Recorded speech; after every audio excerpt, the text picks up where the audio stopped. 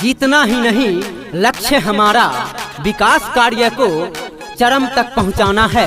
जीतना ही नहीं लक्ष्य हमारा विकास कार्य को चरम तक पहुंचाना है। शिक्षित संपन्न हो गांव का हर घर, शिक्षित संपन्न हो गांव का हर घर, यह लक्ष्य हमें पूरा कर दिखलाना है, हमें पूरा कर दिखलाना है।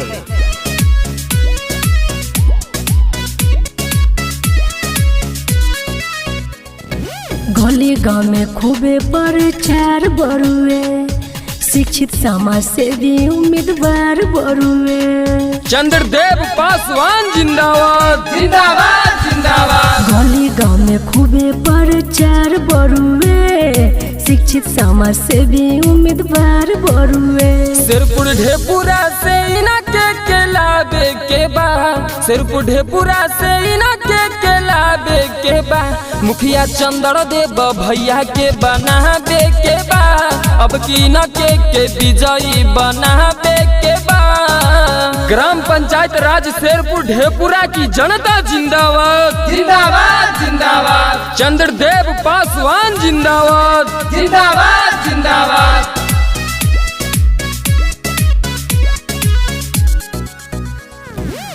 ऐसा न कौनो शिक्षित नेता हवे, गाँव घर में इनके सब चहेता हवे। चंद्रदेव पासवान जिंदाबाद जिंदाबाद जिंदाबाद। ऐसा न कौनो शिक्षित नेता हवे, गाँव घर में इनके सब चहेता हवे।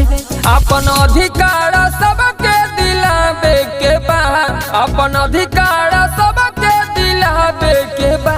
मुखिया चंद्रदेव भैया के बनाबे के बा, अब की न के विजयी बनाबे के बा।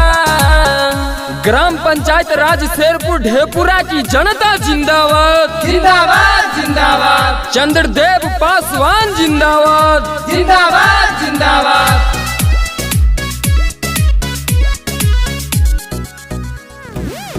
आपन गवई हा नहीं चाचा तू वोट, मिलजुली कर इनका के सपोर्ट। चंद्रदेव पासवान जिंदाबाद जिंदाबाद जिंदाबाद। आपन गवई हा नहीं चाचा तू वोट, मिलजुली कर इनका के सपोर्ट। अब की झांसा में के करो नया बेके बा, अब की झांसा में के करो नया बेके बा।